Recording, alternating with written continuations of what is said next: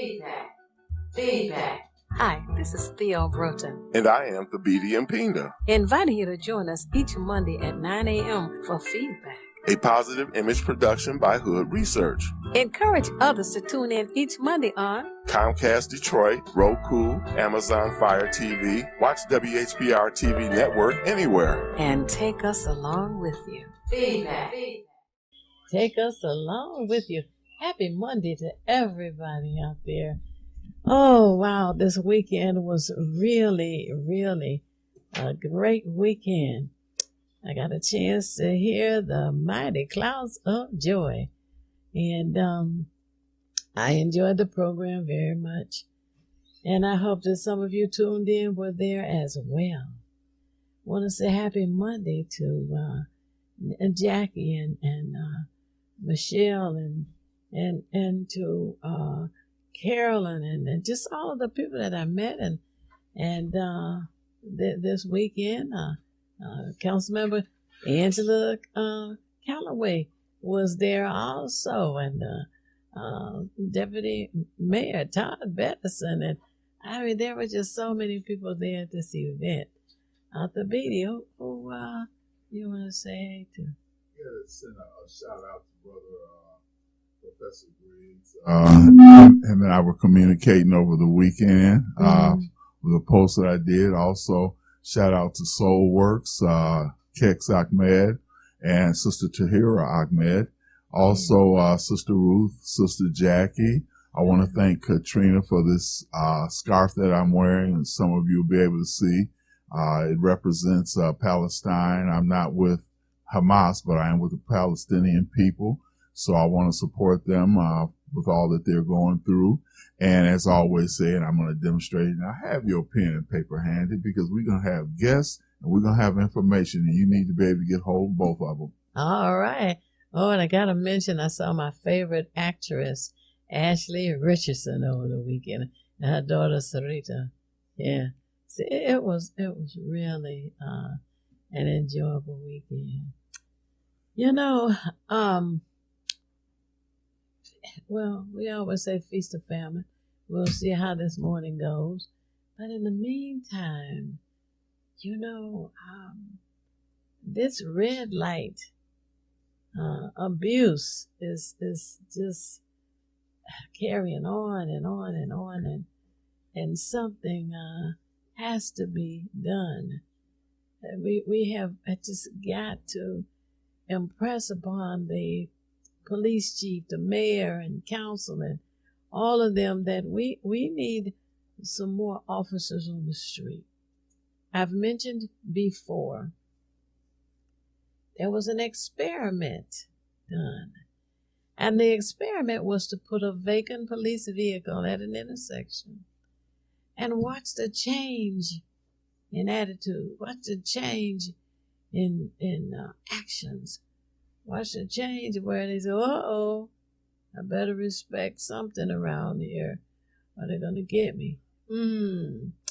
So the experiment showed that even a vacant police vehicle left in an intersection had the same effect as if there were officers inside that vehicle. We need more money to hire more officers because we need a traffic detail. We need a traffic detail like last year. It's just that urgent. Thabiti, you were sharing with me this morning that the rappers are making suggestions. They call it gaslighting these days instead of brainwashing. Tell us about your experience. Yes, every now and then I like to listen to alternative things, and I happen to be listening to this rap station, and they were playing a song, and the hook or phrase that caught my attention was the rapper was saying, "We're leaving the club, we don't care about no lights, you only live once, and so you got to pay the price." So he was basically encouraging his listeners, his followers, that number one, I think it's crazy. He says we leave in the club, which obviously means they were drinking, And the second part of that was that they were, when they leave the club, okay, they loaded on liquor, and he was saying we ain't really giving any regard or disregarding the traffic lights. So, but I have to say, so that was, I guess the problem with that is that he was encouraging people, particularly youth that look at him, to do that type of thing. And so we got a problem with the youth doing it, but I have to also add that as I've driven through Dearborn, Oak Park, I see Arabs, Caucasians, blacks, because those are the primary people in those particular communities. And they're all of them are running the lights. So it's not certainly not a cultural or ethnic thing. It's just that people feel like they're in a hurry and they don't have to wait for a light. If there's nothing there, they just roll on through. But it did shock me that I did hear that on in a rap song. But we know how strong the influence of hip hop and rap music is. Yes. That's a continuation from Spray the Block. That was brainwashing our young people once again. This is something that we need to continue pressing and impressing upon our legislators. I guess unless one of them gets killed, they won't believe what's going on. Do they just ignore it, or are they stupid? Just a little both. Yeah, Yeah. Right. Ooh. Yeah, people who, just like back in Civil Rights Day, people pretend not to see what they see and hope that it'll go away or that their conscience won't bother them. But like you say, unless it becomes personal, like certain, let's say, Oxycontin, the drug, until it started affecting legislators' children, they could care less, or when crack or anything. Talk show host, what's his name? I can't remember his name, but that's what he overdosed on. This white talk show host, Buzz, what's his name? I do. I know the guy you're talking about. I wish I could. Well, it'll come up, but yeah. He was always a nasty attitude type individual as Rush well. Limbaugh. Hey, that's the one. Yeah. Rush Limbaugh. Yes, died from Oxycontin. Yes, sure did. And it never became an issue until, and I guess, and that's again, like you said, how the gaslighting works. He was another one who was pushing negative agendas, and it didn't turn out well for him. Exactly. Yesterday evening, the Vice President Kamala Harris's opponent has started, at least as far as I know, talking about her mental condition, and he's what I see is he's explaining his own. Exactly. So we have to become walking, talking commercials. We have to begin with our families, our friends and neighbors and co-workers and church members, and just help them to understand. If you believe all of the negative commentary from this man, then it's sad. It's sad if you can't tell the difference between someone who is for everybody in this country, someone who is concerned about policies and changing things for the better, then it's just unfortunate that you fall for the okey doke, as they say. There was a question posed on Facebook about why our Black and Hispanic men feel like there's a need to support Trump. And one of the things about it is I think, and I responded, a lot of other people responded with their various thoughts. Mine was that one thing they like about him is his bravado, his brashness. They feel like that's he's testosterone filled. He's got that energy. He's what a man should be. Obviously, it's ignorance because it has nothing to do with politics. Mm-hmm. But there's a thing that they used to say back in the day called the cult of personality. And his personality is what has projected him, because it's certainly not intelligence. It's certainly not anything heartfelt. It's just his obvious brashness. And just as a side note, if people go to pbs.org/frontline, they're doing they did, and you can see it on there, but I've seen it on television twice. They're doing a documentary that starts from the beginning for him and for Kamala, and it shows them from their youth all the way up to the point now. It's called The Choice 2024. But when you look at it, you'll see, and I knew about Roy Cohn a long time ago, but I didn't know about Roger Stone and how strong his influence was on the Donald and his father's influence. But all three of them had ruthless agendas and how you deal with people. And this right here would make someone who may be a supporter think twice before they actually did it. But again, the cult of personality, where they just we just love this guy. He's got his fist pumping up in the air, and he's talking about people. He's a schoolboy, juvenile. There's some schoolboy stuff where he's in the yard saying, "Well, look at him. He's got one big eye and one little eye," just talking about people. So what you said, Theo, was very correct. He's calling her mentally retarded. Here she's got a doctorate degree in law. Mm-hmm. Right. And been in several high positions that were beneficial for the community, But the absentee ballots have begun. So for those of you who think you may not want to get up and get out and go vote on November the 5th, call the election department now.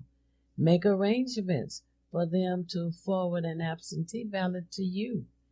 The telephone number is 876-0190. Again, 876-0190. And we're going to take a brief break. I hope you had your pencil and paper handy for that number, but we're going to bring one of our guests in because we're expecting a feast, and we want everybody to be able to sit at the table. All right. And we'll be back momentarily. It's the These Nuts Show with your host, Butter and friends. Butter here, magician escape artist, practicing for my show tonight. Come on in, have a seat.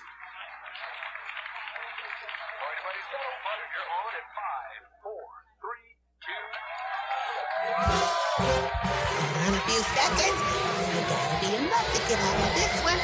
Twist a little turn, ta-da! It's showtime. It's your old friend Butter here. I may be a nut, but I know to wear my mask. Please welcome my first guest tonight, fitness guru, Wally Warmer. Wally Warmer here to tell you to wash your hands with soap and water for 20 seconds so you will stay healthy and strong like me.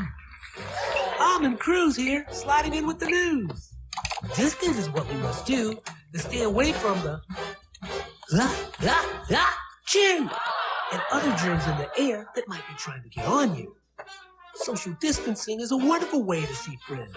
As long as you're 6 feet apart, you win. Hey there, friends. I wouldn't miss this for the world. It's me, Pumpkin Spice, your healthy girl. Remember, it's important to use your kind hearts and follow the signs to stay healthy and safe at all times. Chica Chimitzky here to say, don't forget the little ones that need you to lead the way. That's how we remember to wash our hands, mask, and social distance today. Morgan Raisin. Yes, it's me, here to sing about health and safety. We are all here to help get a message out to your grapevine, teaching healthy choices to stay safe all the time. Don't let these guys drive you nuts. Put your mask on first. They'll let you be. And it keeps me safe from the Chew! that's trying to get on me. Butter me up. She's right, you know. Thank you, Hallie Cranberry, for joining the show. Let's all be nuts about our health. Social distancing, wash your hands frequently, use hand sanitizer, and wear a mask. Practice what we learned to stay away from the chew germ. We're all in this together. Coming soon, the many adventures of these nuts in a theater near you. Feedback.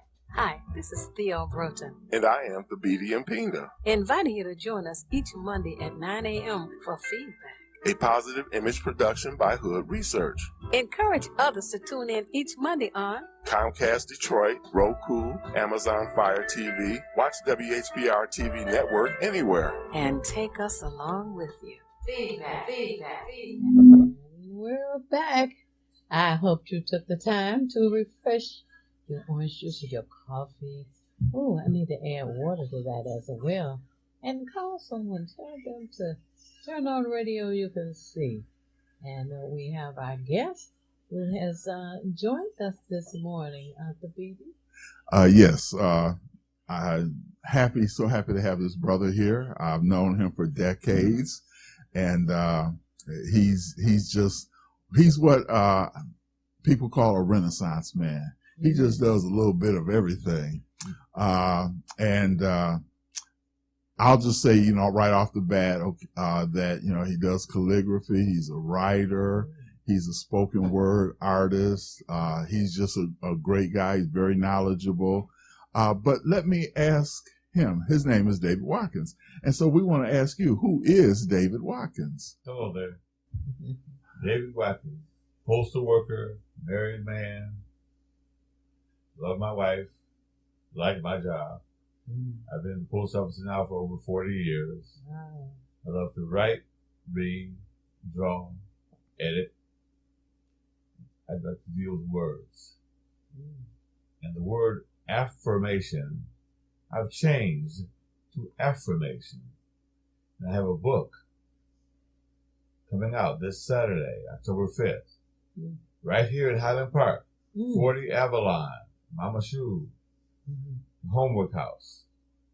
The book is compiled of 100 affirmations, proverbs, sayings from Africa.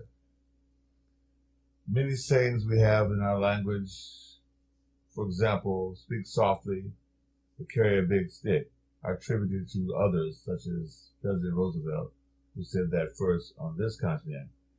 But he mentioned that he got it to West Africa. However, it's still credited to him.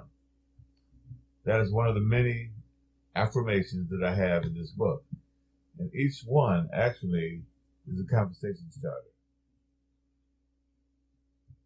Now, David and I, because I am very Afrocentric, I have, there's many paths that we cross. One of the things I didn't mention, I failed to mention, is that within the decades of knowing David, he's also hosted mystery, I guess I would call them a mystery party, where it's like a whodunit. There's multiple characters, and there was one person who may have committed the crime. But of course, as the audience would listen to us as we did our murder mystery, read our script, and then we were allowed to ad-lib as well, which I enjoyed, because a lot of the beauty of it came out of the ad-libbing, because we could embellish what we were saying in itself. So one of the things that, as many of you know already about me, is our cultural upliftment is very important to me, and the generations behind me, behind my children and grandchildren, as a matter of fact, all are very important. So one of the things, oh, by the way, David, what time is it that the presentation is? From 12:30 p.m. to 3 p.m. And I will have a couple of surprises. I can't tell you, of course, there will be surprises, but there will be a couple of surprises besides just the books, which are $10.99, but on that date, $10 even. And you can't beat it. One of the things that it does help do is to bring us closer to our motherland, the continent, in order to understand. And as he said, and I agree, there have been many things that Africans have contributed to the world, which have been co-opted, plagiarized, or in other ways just taken outrightly and attributed to others. Now, maybe you can share, a few of those. And again, as he says, it's sayings and proverbs from the motherland. But he also does children books too. We'll get into that as well, and whether some of those will be available as well. Okay, this is my first venture into nonfiction. I have done 10 children's books, and I plan to do more. In fact, I plan to do more nonfiction. Next year, you'll see a book called Unsung, Black Pioneers of the 19th Century. I've already written it, but it will be out next year. Mm-hmm. In this book, I have different sayings and affirmations. One of my favorites is this one. Every morning in Africa, the gazelle rises when the sun comes up and starts running. The gazelle does not know if this is the day when he must run his fastest to avoid being killed and eaten. Every morning in Africa, the lion rises when the sun comes up and starts running. The lion does not know if this is the day when she must run her fastest in order to be able to eat and live. So whether you are a lion or a gazelle, when the sun comes up, start running. Oh, wow. That's good. And of course, that's from Africa. Uh-huh. Wow. Tell us another one. I like this one because it makes you think. It makes me think. Mm-hmm. When you pray, move your feet. In other words, don't let the Lord do all the work. Do something. If you pray for a job, now go out and fill out an application. Get interviewed. Don't wait for a knock on the door saying, job. Very good. Yeah, that's one thing that even as at this point I'm retired and on, but I have come to learn even now, because we never stop learning. And we'll never know all, so it's always important to learn. But with what he just said, I always look at taking an initiative to do something. You don't hope that something will happen, and as he said, praying on it. But in my spiritual nature, it's like prayer without works, they say, is dead. So if you can pray all day, and there's a saying, it may be African too, I don't know, but I like the premise of it, in which it says, God provides food for the birds, but he doesn't put it in the nest. And which is the same with us. Things are given to us, our talents, our knowledge, our ability to think and reason. And with those tools, we're supposed to be able to make moves in a direction that's going to move us or advance us forward. And it's very important. Now, many of you know about Mama Shu. I know she's been doing this for 2 to 3 years, maybe longer than that. But she's been a very positive inspiration in this neighborhood. And this is something that we want you all to attend, and it should be well attended as well. Now, how did you come by your experience with being able to get with Mama Shu and have this done? I met her at a previous book signing, and this time I forget which book it was. But it was one of my children's books, and she was very gracious and polite. And I had the book signing there at the Homework House. And I think I'll probably have more there. Stay tuned. Now, will any of the children's books be available also? Yes, I'll have some of them with me. I have a number of children's books. Mommy When It's Midnight, which is a story to be read to children. And most of my books are in rhyme. And they're very colorful, done by an artist named Rick Turlow. And I'll have My Moon's Midnight, Finding Fido, which is about a lost pet. The whole neighborhood gets together to find the pet. And we don't know what kind of pet it is. We assume it's, let me say no more. I did an old fairy tale and renewed it, 12 Dancing Princesses. I also did Stone Soup, which is an old folk tale.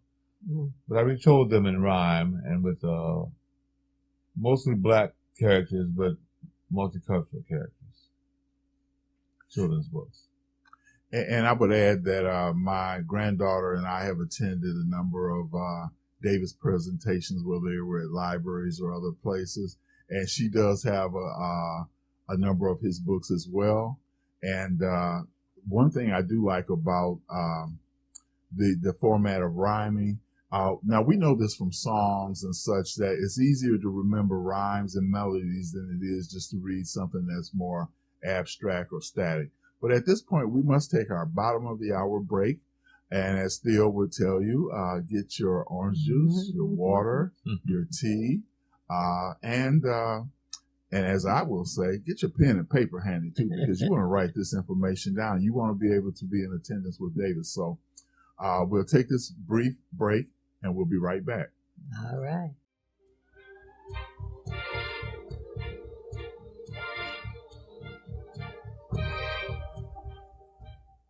I'm James Ford, founder of the Obama Weekend, and a partner of the Hood Research Team, composed of the knowledgeable Theo Broughton, the super analyst Henry, and the colorful Al Martin. This team discusses politics, seen and not seen, at the national, state, and local level. But to enhance the goals of this team, join or donate to Hood Research by visiting Twitter or Facebook, or visit hoodresearch.org, or call 248-234-2371. You can also join Hood Research on Phonecast every Saturday at 2 p.m. Eastern Standard Time by calling 978-990-5000, access code 338729. Thank you very much.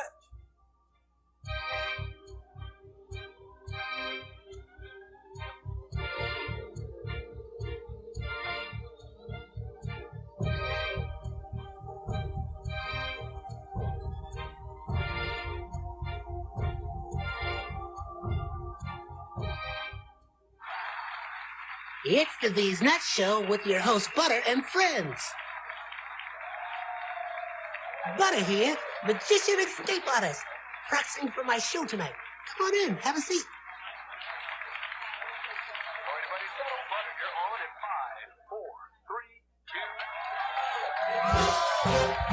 In a few seconds, you gotta be enough to get out of this one. Twist a little turn, ta-da! It's showtime! It's your old friend Butter here. I may be a nut, but I know to wear my mask. Please welcome our first guest tonight, fitness guru, Wally Warmer. Our Woody Woodland here to tell you to wash your hands with soap and water for 20 seconds so you will stay healthy and strong like me. Almond Cruz here, sliding in with the news. This is what we must do To stay away from the chew and other germs in the air that might be trying to get on you. Social distancing is a wonderful way to see friends. As long as you're 6 feet apart, you win. Hey there, friends. I wouldn't miss this for the world. It's me, Pumpkin Spice, your healthy girl.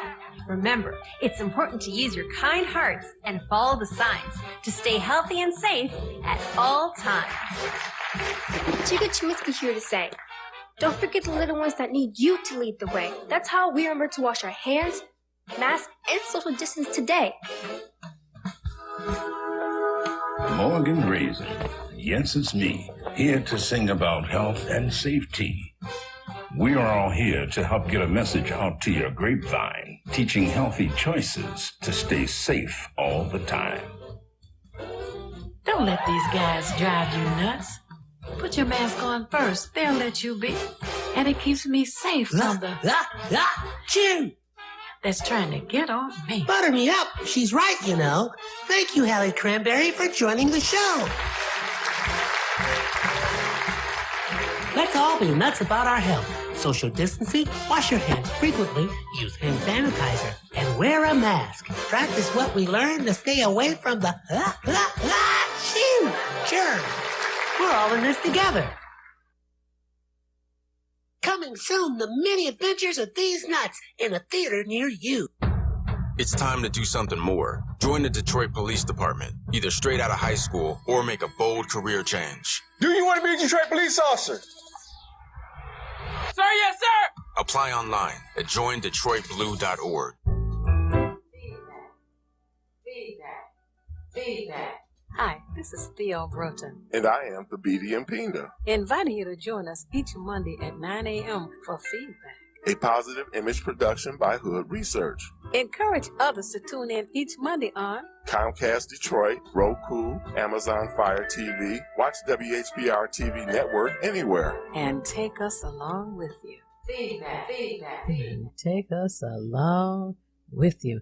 And we are back once again with our guest this morning, a prolific writer. That would be David Watkins. And we really enjoying you being with us this morning, and to know that our community is learning more about the continent of Africa, from where our ancestors came, and all ancestors came, as a matter of fact. Yes. There are those who don't want to talk about it or think about it. And you know, I was talking with someone last week about the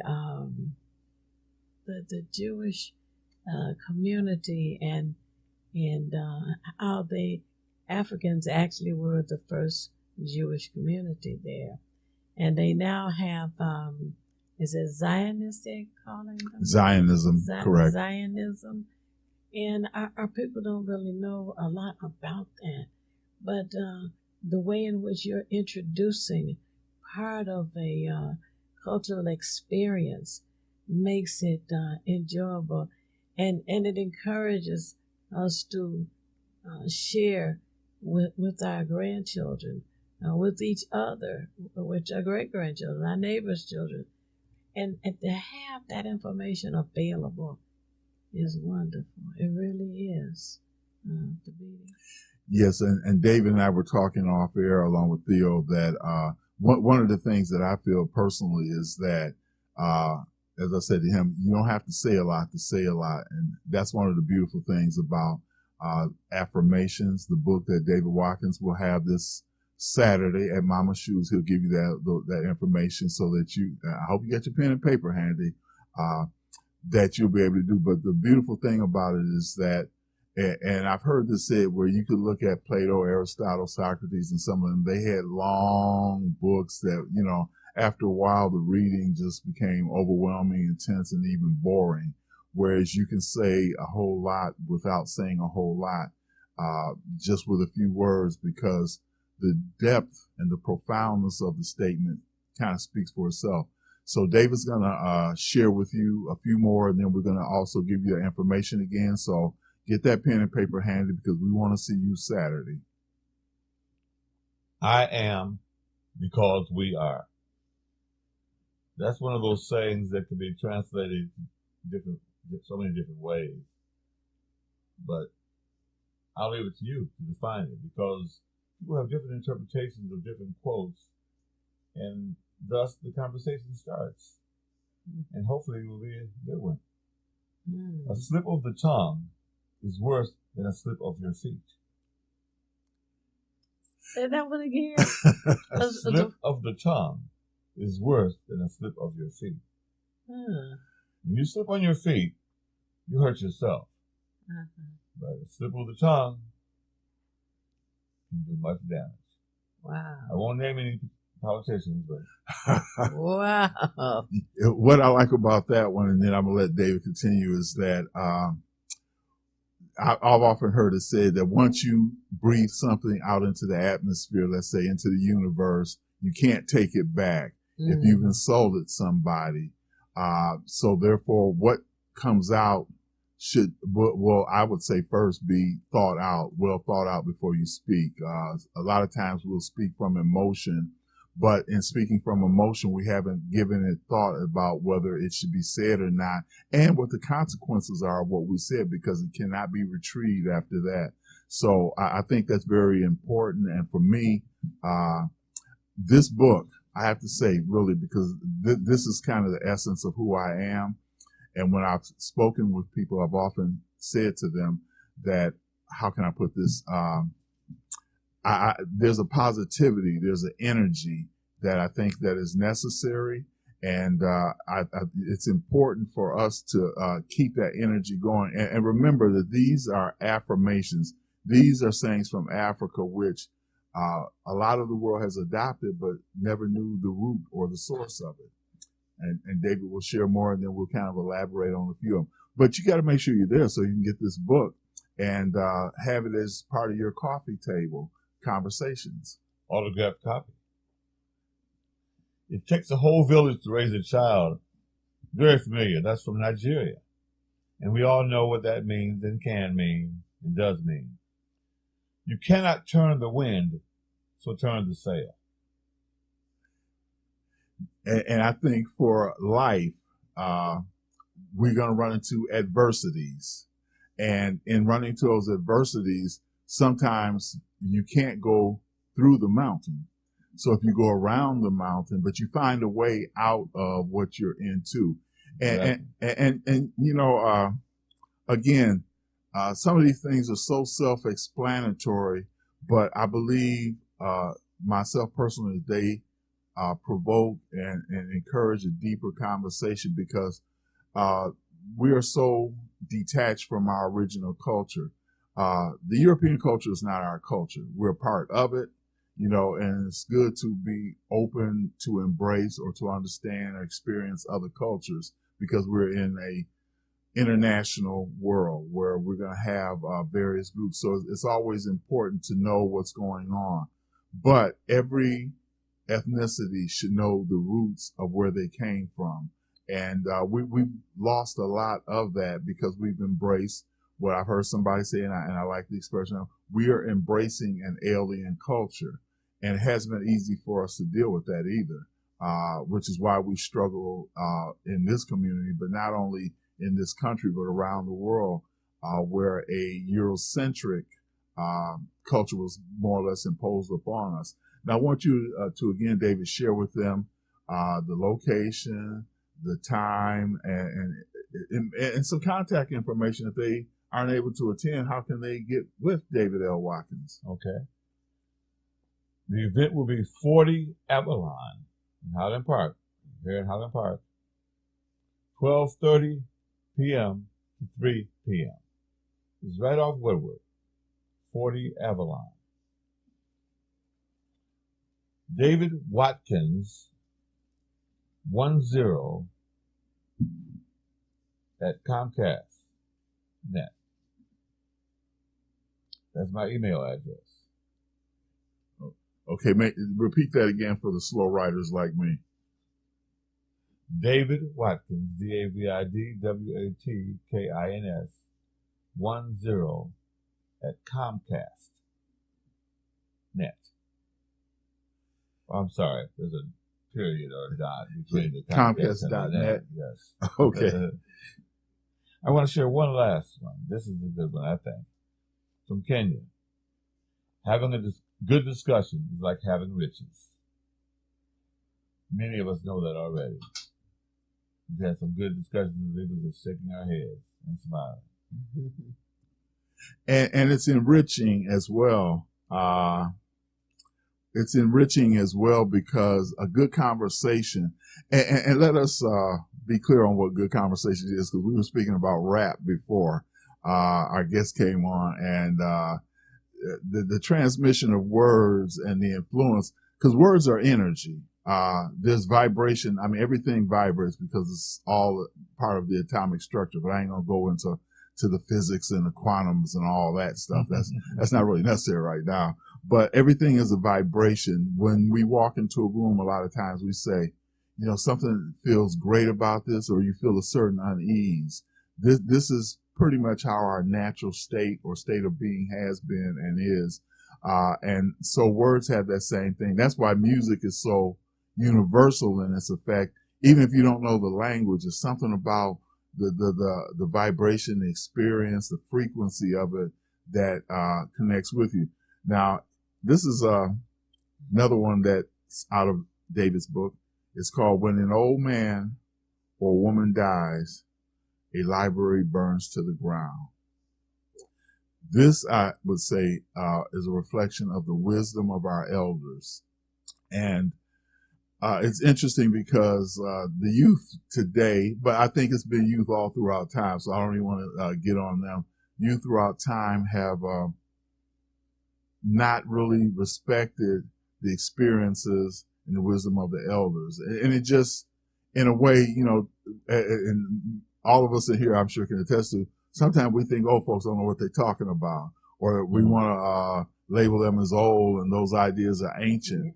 But like Richard Pryor said once, you don't get old being a fool. And so therefore, they may be fooling and deluding themselves. And one thing I'll say, and I think this book is a great example of it, is like when I talk with my granddaughter, because I take her to and from school, I try to make sure that what I say to her is brief, concise, but to the point. So that way she's like, oh, granddad, he just on and on and on. Because after a while, anybody gets bored. If I go to a lecture, if I go to a church, whatever, I can deal with small, poignant points. But when it goes on and on again, I might want to pick up my phone and start looking at something. Or since, like David and myself, I like to write. I just might start scribbling notes like, oh, yeah, okay, now we go into the point of saturation is actually becoming boring. Now I'm going to hold it up again. This is a book called Affirmations, written by our guest, David L. Watkins, here in the red shirt. So you don't confuse him with me in the yellow shirt. It's going to be available for the paltry sum of $10. You cannot beat this. And actually, you'll be able to look at this and you'll be able to find things in here that will help you with your everyday life. And that's the beauty of having affirmations, which is similar to saying affirmations, because we should start our day off with positive affirmations. Matter of fact, the first thing you should do when you arise is they used to say have a note in your mirror with a positive affirmation, and in that way, as you go through the day, you'll also be able to have that as a seed or a source that kind of helps you. So, not to mention, if it's on your mirror, you can reflect on it. And I have to say, this guy is very quick-witted as well. And sometimes I find, you know, it becomes interesting and a challenge. Say, okay, yeah, we go back and forth. And he's from a very knowledgeable family. Shout out to Brother Wendell Watkins, because we're going to have this on Facebook. I'll be posting it within a day or so. And I want to shout out to Wendell, who is also a brilliant man as well. So y'all see the kind of company I keep. And of course, Theo, she's got a memory that I would pay money for. I'd give up $1,000 if I could remember like her. I guess I just have to train myself like everyone has to. But yes, this book, Sayings and Proverbs from the Motherland, I just think it's essential. And we have to reconnect. Of course, we've been acculturated, so to speak, in this. Not only us, but everybody who's come to North America, USA, has been acculturated to the Eurocentric way of thinking and frame of mind. However, it's important to also, as I said before, there's an African saying, I don't know if it's in this book, but and I'm not sure who said it, but it has something to do more or less with the idea that if you don't know the roots from which you sprang, then how can you know who you are? And we don't have roots. Many of us have been taught that, you know, our first experience in doing anything was right here, 14, 13, 15, whatever, whenever they kidnapped us and brought us here. We feel like this is where our history begins. This book, and I like the cover too. It's got Africa on it, which, and a brother, I would say. The artwork is beautiful. Did you do that? I don't know if my friend wants her name mentioned on the air, so I won't say it right now, but a good friend of mine designed it. Okay. And why I say that is because one of the things about the book is when you look at it immediately, just by the visual, lets you know what it's about. And then to delve into the pages takes you into another thing. And I believe you said there's 100 in here? 100. Yes. So 100 conversations. So every day you could read one affirmation, and that means by the end of the year, you'll have read the book 3.5 times, more or less. And just use the one, because one thing I think is also important, you don't want to crowd your mind with too many things. Because when you do that, then that means you're going to forget something. You deal with something basic, delve into it, and you can share this with so many others. As a matter of fact, this would make an excellent book to give as a gift. I'd say especially to the youth, because we want them at the earliest stage, which is why I work with my granddaughter on this. At the earliest stage, we want to plant the right seeds, because they're going to deal with a lot of things they have to navigate through in life in general and in this country specifically. And to have those kind of things, affirmations, is something that they can use as a tool that they will grow on. So we really want you to do it, not only for them, but for yourself as well, because again, the path to knowledge and learning never ends. We'll end before we learn everything that we could possibly learn. And I'm just a strong proponent of it. And as David said, and I'll let him, continue on that, is that the children's books, I know there's a couple you got, I think it's like the ABC series, an awesome book of cars, 3 stories about cars. They're fun, I hope witty, rhyming, beautiful illustrations once again, and a glossary of car terms from A to Z. I have Animals, Beasts, and Creatures. I like that one. Go ahead. Features animals from A to Z, antelope to, of course, zebra. Again, funny pictures, poems for each animal, and information about each animal in case the child wants to go on and find out more about that particular animal. And I was going to say, why I said I like that, didn't mean to interrupt it, but why I said I like that is because not only is this good for the youth, but it's good for adults too, because even though I got them from my granddaughter, I read them myself. I couldn't help myself on that. and things that I didn't know, as he said, the books are colorful, they rhyme, and they give you a background on different animals, because we're all part of this is a global community. Whether we look at the animals, humans, plants, we're all part of a global thing. And I'd say universal too, because when you look into the heavens and the stars, we're all a part of that as well. We may think of things on a terrestrial level, because we are visual creatures, but we are celestial also in nature as well. We look to the heavens, as they say. Mm-hmm. And I think that's critical as well. So I've learned a lot from them. I didn't read the 12 Princesses. I didn't think that was that 10 or 12 Princesses?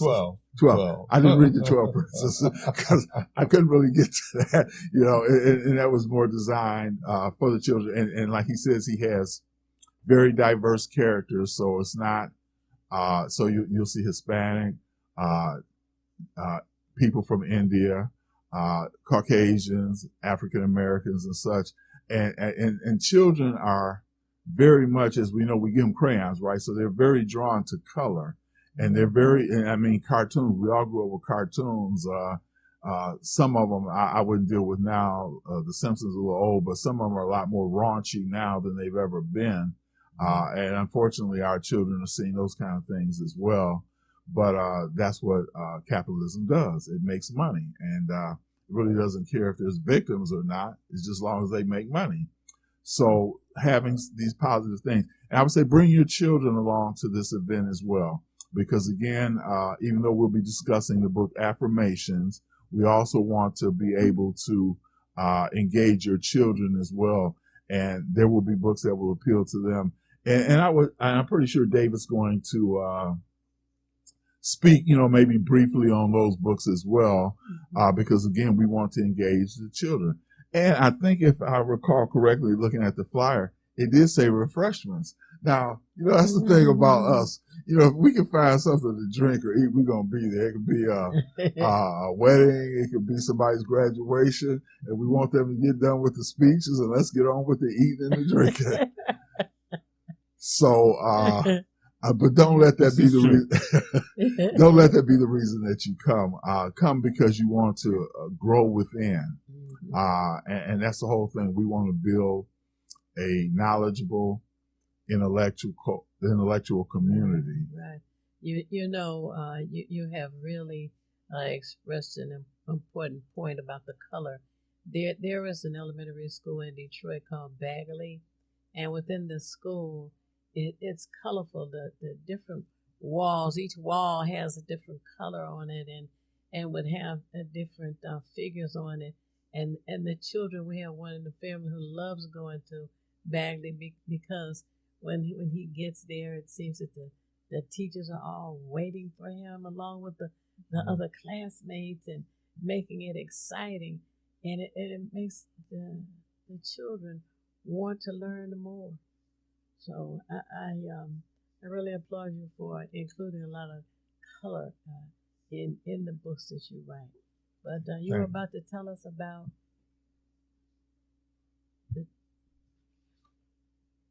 Well, besides for the ABC series, I have a Growing Up series. Oh, okay. Benny and the Basketball Bully was my first book. Mm-hmm. It's about a young boy who admires a boy down the street who plays basketball very well. Mm-hmm. But the basketball guy is a bully. Mm-hmm. So Benny has to deal with that. And there's some lessons in that book as well. I don't have him dealing with it in a violent way, by the way, but another way. Mm-hmm. You have to get the book to find out now. Right. Now, how many books have you published so far? I have 10 children's books and one superhero book called Myst, M-Y-S-T. Artwork by Kanan White. Excellent artwork. And Myst is a superhero whose power is invisibility. I call her the coolest hero you've never seen. I like that. Always a twist. Yeah, right. Oh, wow. Okay, and the next one to continue. There was one, Melvia for Mayor. Melvia for Mayor, yes. It's my first chapter book. Most of the books are about 30 pages. This book is over 120 pages. And it's about a young girl who's 12 years old. And she's the smartest girl in every room she enters. But she decides to run for mayor. She finds a loophole in the city charter which allows her to run for mayor. We won't tell you whether or not she wins. That's not the point. The point is that she runs. Melvia for mayor. Yes. It'll be available also Saturday. Oh, wow. Okay. In fact, all the books, which are originally priced at $11.95 plus tax, will be $10 on Saturday. Oh, all right. Like that. Now, the beautiful thing about Melvia is that she's 12. That's why I encourage you to bring your children, because at 12 years old, this is another thing that can give them aspirations. That's one thing we want to instill in our children, to aspire. And if they see examples or are able to read the book, so come on down, read the book, this can inspire them. Say, you know what? I think I might want to, just like with Kamala running for president, or Barack when he ran, we want to be able to encourage our youth. So we're coming to the last part of the show. We have another guest coming. Go ahead, Theo. I have one last question. There is a saying, and I'd like to know if that's an affirmation. If you can see it, you can be it. You've heard that. You all have heard that before. Yes. Is that within our culture, or? It probably is. I'm not sure, but it probably is. We're the teachers of the world. Yeah, well, isn't that the truth? Yeah, I ask that because that's what your books are expressing as you lay out the various subjects before the children. It gives them ideas of what they can do. Thank you. One last quote. Go ahead. He who does not know one thing knows another. Now, for me, I like to say to people, none of us knows it all. And if you learn something that's interesting, that's good to know, don't rub it in someone's face that he or she doesn't know it yet. You just found out yourself. So, again, we want to thank David and again give them that information, and we're going to go to break. 40 Avalon, 12:30 to 3 p.m., Saturday, October 5th. Okay. And I don't need any birthday cards, although that is my birthday. Oh, but just come on, Yes. say happy birthday and buy a book. All right. That's his present. Yes. And I will be present. Thank you so much for being with us Thank this you for having morning. Oh, yes. And we'll be back momentarily. It's the These Nuts Show with your host, Butter and friends. Butter here, magician and escape artist, practicing for my show tonight. Come on in, have a seat.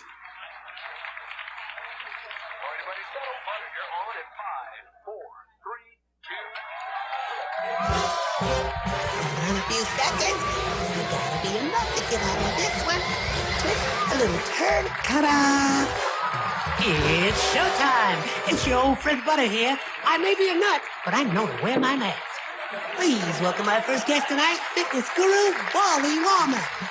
Our woman here to tell you to wash your hands with soap and water for 20 seconds so you will stay healthy and strong like me. Almond Cruz here, sliding in with the news. Distance is what we must do to stay away from the chew and other germs in the air that might be trying to get on you. Social distancing is a wonderful way to see friends. As long as you're 6 feet apart, you win. Hey there, friends. I wouldn't miss this for the world. It's me, Pumpkin Spice, your healthy girl. Remember, it's important to use your kind hearts and follow the signs to stay healthy and safe at all times. Chica Chiwitsky here to say, don't forget the little ones that need you to lead the way. That's how we remember to wash our hands, mask, and social distance today. Morgan Raisin. Yes, it's me, here to sing about health and safety. We are all here to help get a message out to your grapevine, teaching healthy choices to stay safe all the time. Don't let these guys drive you nuts.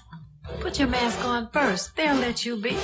And it keeps me safe from the chew that's trying to get on me. Butter me up. She's right, you know. Thank you, Hallie Cranberry, for joining the show. Let's all be nuts about our health. Social distancing, wash your hands frequently, use hand sanitizer, and wear a mask. Practice what we learned to stay away from the germs. We're all in this together. Coming soon, the many adventures of these nuts in a theater near you. WGPR Detroit HD2. You're watching WHPS, Highland Park, Detroit.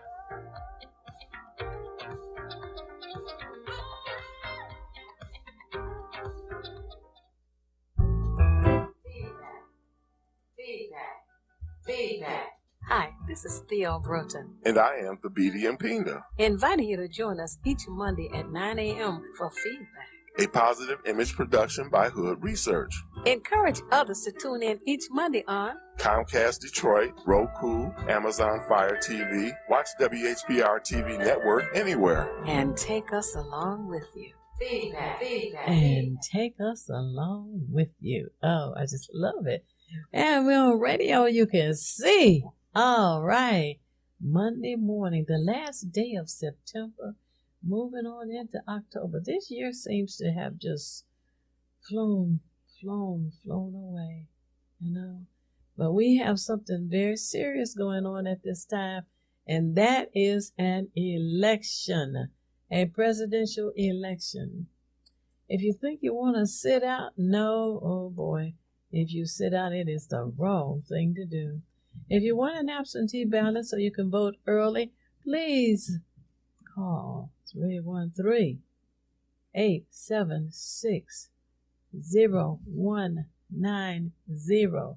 Again, local call, city clerk's office is area code 313-876-0190.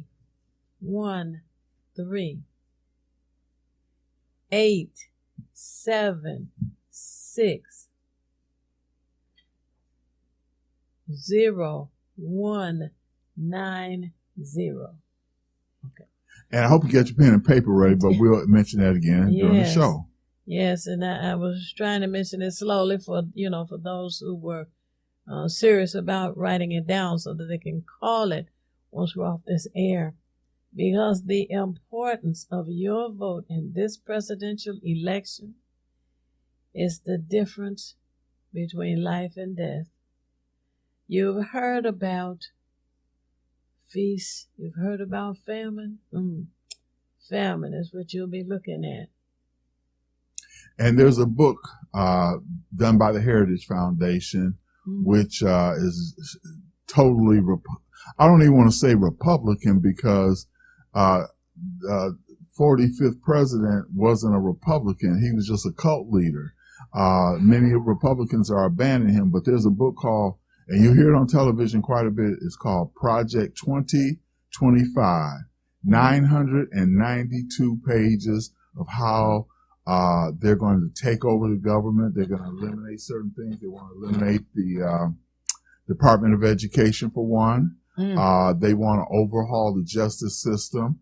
And of course, this will keep 45 from going to jail, because he will have, to an extent, executive privilege. But there's only so many things he can do with that. But we also want to control the Senate and the House of the United States, not just the presidency, but the Senate and the House, because you have these wild, unfounded, and just basically ignorant. I don't know how people can go along with Haitians eating pets in Springfield.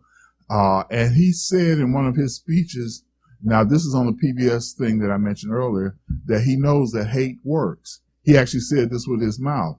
Now, of course, it hasn't been put on television yet, but he said that hate works.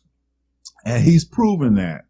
The people who follow him were looking for him like the other folks in Nazi Germany looked for a Hitler. They were waiting for somebody who could vocally express their disdain, in this case with the Jewish population, but it also extended to gypsies, Africans, and others who were in Germany. And there were over 15 million who were killed, although the 6 million Jewish people were the ones who were most prominently mentioned. But of course, they are sounding off about what happened in their community, which is what we're supposed to do. So as Steele said, this is more critical than ever. If, let's say, I'm glad that President Barack Obama won, but had Mitt Romney won, he wouldn't have been as dangerous as number 45, Dumb Donald, because Donald has even said on some of his ads, sometimes revenge is necessary. Who wants a president who's got revenge in his heart? And I'm going to get everybody who came against me. But if you look at, again, this documentary From Youth to Today of Kamala Harris and Dumb Donald, pbs.org/frontline, and then go to The Choice 2024. This will show you the character of the man, and the man has no character. Absolutely. I was watching a program for a bit last night, and it was an interview of the Mexicans and Hispanics in the state of Pennsylvania. And it was stated that our current candidate, Vice President Harris, is ahead in Pennsylvania. And she's going back to that state because it's one of the states where the Electoral College and all is going to make a difference in the results from the election. And the men that the talk show host was interviewing, talking to, many of them were changing their minds. And some of them were changing their minds because they remember the treatment they received when Trump was in office. And they don't want to go through anything like that again. And as I've heard him say, that he's going to deport all of the ones who are here. And it sounds as if he doesn't care whether they were born here, were legally brought here to work, or if they have applied for a citizenship under many of the platforms that the United States has. So it would be a very dismal future, and particularly since you have the 2025 playbook. Just take time to go through it. The 2025 playbook is on the internet. And if you just read a few pages, you will begin to see what the plans are for you. And I don't think you'd like them. And you know, it's interesting. Many of you who have looked at some of the local news have seen that the mayor of Hamtramck, who is from Yemen, is supporting and pleasing Donald Trump. Now, during Trump's presidency, he listed Yemen as one of the 7 S-hole nations. Oh. And this mayor, being from Yemen, still believes, with no proof, because number 45, Dumb Donald, had 4 years in the office, and again classified Yemen as one of the 7 S-hole countries. Yet this man, which I have no idea where his sanity or insanity comes from, is still in support of him. Yes, somebody help me with that one. Hey, I think that he sounds like one of the Kool-Aid drinkers. And there are many people who are not quite clear on the Kool-Aid drinker. What is a Kool-Aid drinker? That's a person who is a part of a cult, like the one that took place in Guyana when what was Jim Jones? Jim Jones. He just gaslighted people so effectively that gave up their possessions and just followed him to Guyana. And of course, when he was uncovered and all of the information that was needed was sorted out in the government, United States government, went to Guyana to make things right.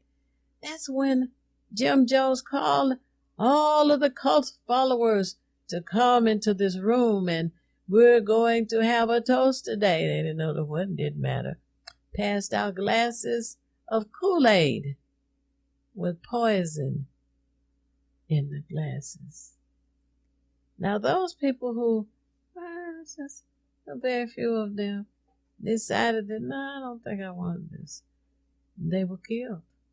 Just immediately. You either drink the Kool-Aid and die, or we shoot you and cause you to die. There were a few of those as well. That was a cult situation, as this would be a cult situation under the playbook 2025. And you can find it on the internet. And just read a little bit of it. Will let you know that, no, I'm not a cult person. I'm not going to follow anyone like this. You know what's interesting? I like the Jim Jones Kool-Aid analogy. And I would add that sometimes when I'm engaging what I call Trumpazoids, people who are just following him blindly, that when I engage them in commentary or replies on Facebook, I always ask, I say, you must be one of those who drank the juice. I said, well, never mind. You know, I mean, not the juice, but you're one of the ones who must have drank the bleach.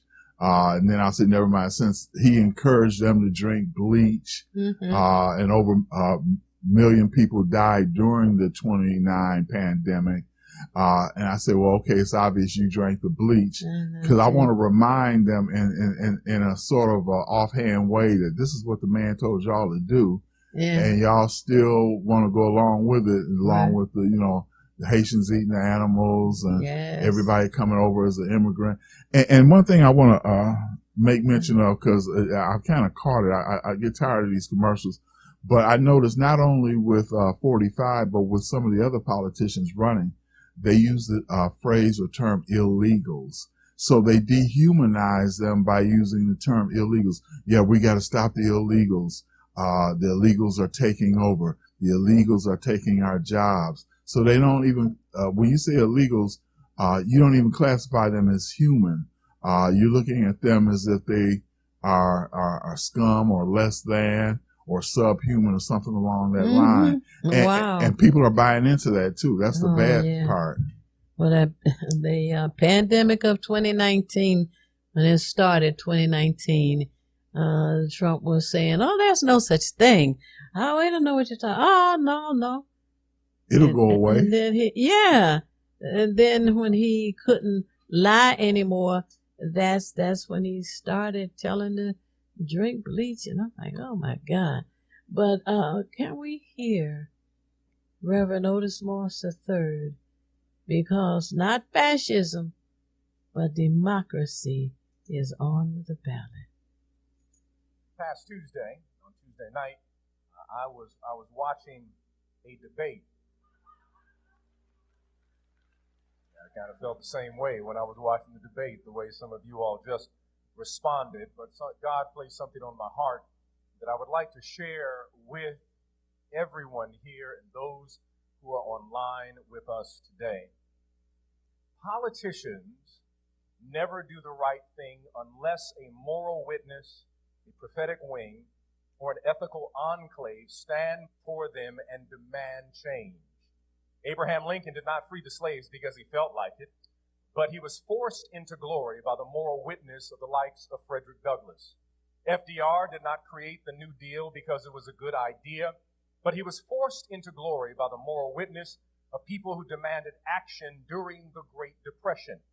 Lyndon Baines Johnson did not sign the Civil Rights Bill and the Civil Rights Act because it was a nice idea, but he was forced into glory by the work of Martin Luther King Jr., John Lewis, and Fannie Lou Hamer, and others. Unfortunately, in our American political system, candidates and parties are beholden to special interests. But never forget, we the people have power. We the people, black people, kissed by nature's son, have power. We have power in our vote. We have power in organizing. We have power with our pocketbook. We have power with our voice. And we have spiritual power connected to our faith. Black people have historically saved America from itself. Black people have historically been a moral witness demanding this democracy include all who yearn to breathe free. I believe the choice this November is not between two candidates, but two visions of this nation. One vision romanticizes the Confederate mythology that was birthed from the antebellum South. Another vision still sees America as the yet-to-be United States of America. I cannot support any vision. You can vote for whoever you want to, but I cannot support any vision that speaks to making America great again, because my conscience and my soul tell me when a person states America with the past tense language was great, I must speak up and say, what year are you talking about? Was it before I could vote? Or was it a year I was considered nothing more as chattel? Was it a year when women did not have the right to vote? Or was it the year before unions had been organized? I cannot support anyone's false nostalgia of white supremacy. I believe democracy is on the ballot. For some, and I understand it, the only issue is the horror, tragedy, pain, and destruction of human thriving in the occupied territory we call Gaza. For others, it is Gaza, the Congo, the Sudan, and Haiti. But I say to us all, we must look at all issues, foreign and domestic. For the question before us is, what will this country be? Not for our children, not for our grandchildren, but for our great-grandchildren. We must, as a church, and when I speak of the church, I said we must, as a church, the black church collectively, not churches that just have black people in them. I'm talking about the black church of Frederick Douglass, the black church of Harriet Tubman, the black church of W.E.B. Du Bois and the souls of black folk, the black church of A. Philip Randolph, the black church of Ida B. Wells, the black church of Ella Baker, the black church of James Lawson, the black church of Willie Barrow, the black church of Jesse Jackson, the black church of Jeremiah Wright, the black church of James Cone, and the black church of Martin Luther King Jr. The question for us today, since democracy is on the ballot, is will we stand up for the 295,000 people who die as a result of poverty every year? The question for us today, since democracy is on the ballot, is will we speak for the 87 million people who are uninsured in this nation? The question for us today, since democracy is on the ballot, will we stand up for people such as members in this congregation who have to decide whether to pay their rent or purchase prescription drugs? The question for us today, since democracy is on the ballot, will we stand with our union sisters and brothers who are under attack by corporations who want to outlaw unions? For those who do not know, unions ended child labor. Unions created the 40-hour work week. Unions created the 8-hour work day. Unions provided unemployment benefits, workers' compensation, and your retirement benefits. That is because of the work of unions. The question for us today, since democracy is on the ballot, will we fight for HBCUs? They are being attacked across this nation, where conservative legislatures want the land that is our historically black colleges sit upon. They are coming after North Carolina A&T. They're coming after North Carolina Central University. They're coming after Florida A&M. They're coming after Alabama A&M, Jackson State, Albany State, Fort Valley Southern, any state institution that is a historically black college. Since democracy is on the ballot, will women, let me say it again, will women, not men, will women, not men, but will women have the autonomy to make medical decisions about their body, and will people of faith be present to offer compassion, love, prayer, and support regardless of their decision?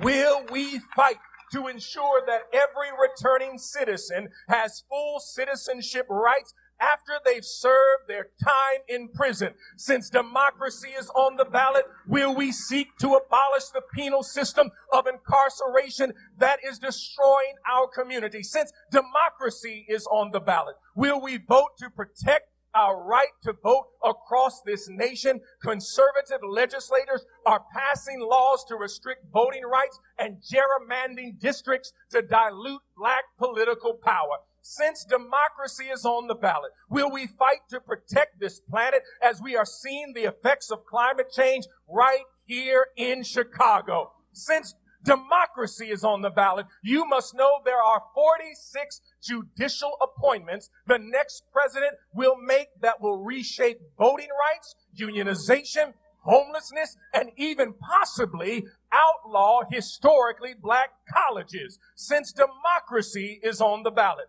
I'm not a one-issue voter, but I'm a voter who votes to protect black issues. Since democracy is on the ballot, I'm asking today, right now, everyone in this village, if you are a registered voter, if you are an organizer, if you are part of a union, if you lead a block club, if you are a local activist, it's time for us to get together as a community and collectively as a church and do what our ancestors have done generation after generation and save this nation from itself.